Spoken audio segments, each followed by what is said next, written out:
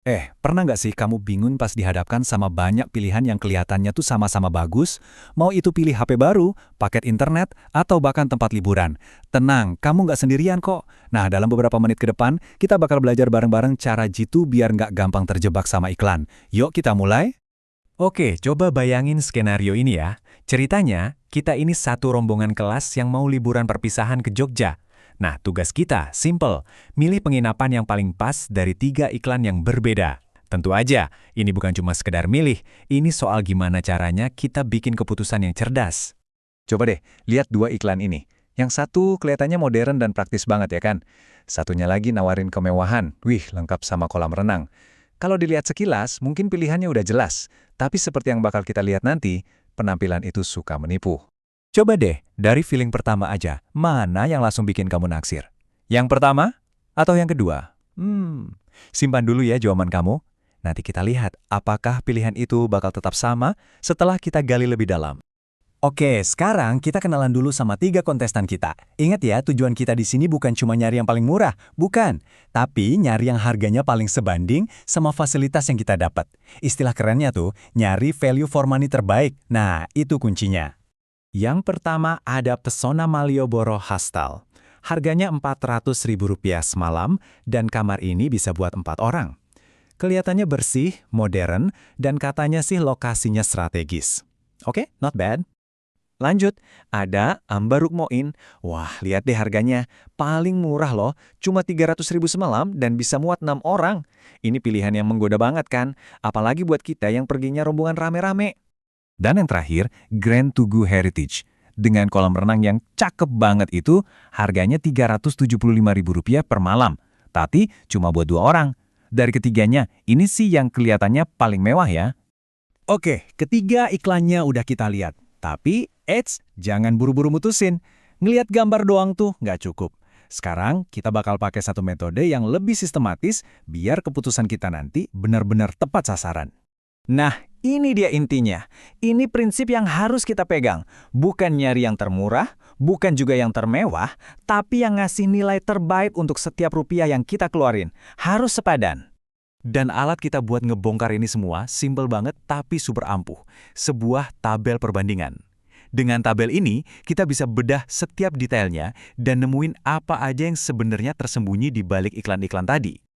Oke, saatnya beraksi. Yuk kita pakai tabel kita buat mecah-mecah informasi dari tiap penginapan. Siap-siap ya, karena beberapa temuan kita nanti mungkin bakal bikin kamu kaget.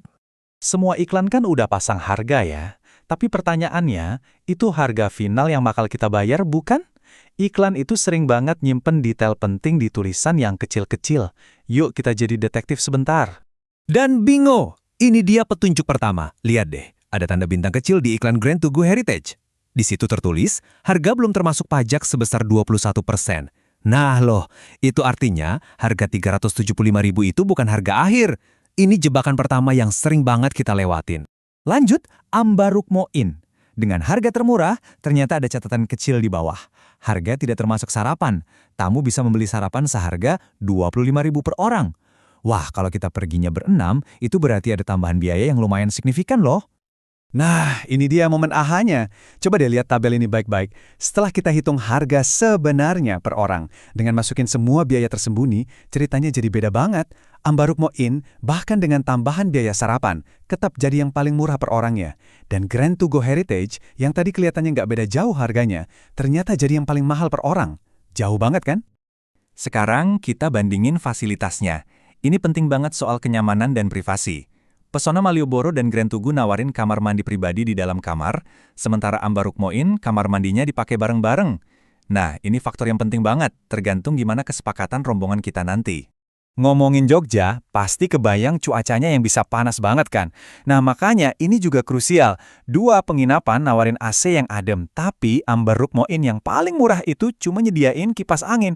Pertanyaannya, kita rela nggak ngorbanin kesejukan demi harga yang lebih miring? Oke, kita lihat cepat ya, fasilitas lainnya. Kolam renang, cuma Grand Tugu yang punya. Wi-Fi sama sarapan gratis, cuma ada di Malioboro dan Grand Tugu. Kalau soal lokasi, ketiganya sama-sama ngeklaim strategis, jadi kayaknya itu bukan faktor pembeda utama di sini. Alright, semua data udah ada di tangan kita udah berhasil ngintip ke balik angka-angka dan gambar-gambar yang menarik tadi. Sekarang, waktunya kita buat keputusan yang benar-benar terinformasi. Jadi kesimpulannya gimana? Menariknya, nggak ada satu jawaban yang paling benar buat semua orang. Jawabannya itu tergantung. Kalau prioritas utama kita adalah neken budget sekeras-kerasnya, Amarok Moen jelas pemenangnya. Tapi kalau kenyamanan dengan AC dan kamar mandi pribadi itu harga mati, Pesona Malioboro jadi pilihan yang paling seimbang. Dan kalau kita emang mau manjain diri, cari kemewahan dengan kolam renang, ya Grand Tugu jawabannya. Tentunya dengan harga yang sepadan juga. Yuk, sekarang kita tarik pelajaran yang lebih besar dari contoh spesifik ini. Latihan kita barusan itu bukan cuma soal milih hotel di Jogja loh. Ini tentang latih otot berpikir kritis kita setiap kali kita dihadapkan sama sebuah pilihan. Nah, dari sini kita bisa rumusin semacam kerangka kerja yang bisa kamu pakai kapan aja. 4 langkah simpel. Pertama, kenali dulu kebutuhan kamu sebenarnya apa. Kedua, jadi detektif. Cari detail-detail tersembunyi di tulisan kecil. Ketiga, buat perbandingan yang adil, apple to apple misalnya dengan ngitung harga per orang. Dan terakhir, baru deh putusin berdasarkan nilai, bukan cuma harga atau gambarnya doang. Ini alat yang berguna banget buat seumur hidup. Jadi, aku mau tinggalin kamu dengan pertanyaan ini. Coba deh pikirin soal paket data HP kamu, langganan streaming, atau bahkan pas lagi belanja bulanan di supermarket. Kira-kira ada tulisan kecil atau detail tersembunyi apa yang mungkin selama ini kamu lewatin? Dengan jadi pembaca iklan yang lebih cerdas, kita bisa bikin keputusan yang jauh lebih baik dalam segala hal.